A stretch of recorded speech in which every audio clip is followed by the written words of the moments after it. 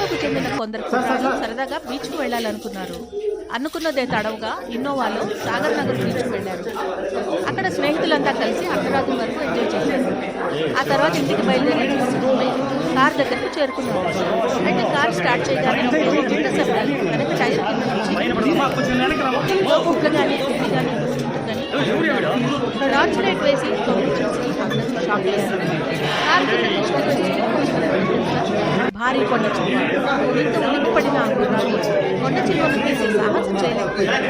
ఏం చేయాలో తెలియక సహాయం కోసం సమీపంలోని జూ వరకు కారును ఎలా తీసుకెళ్లారు.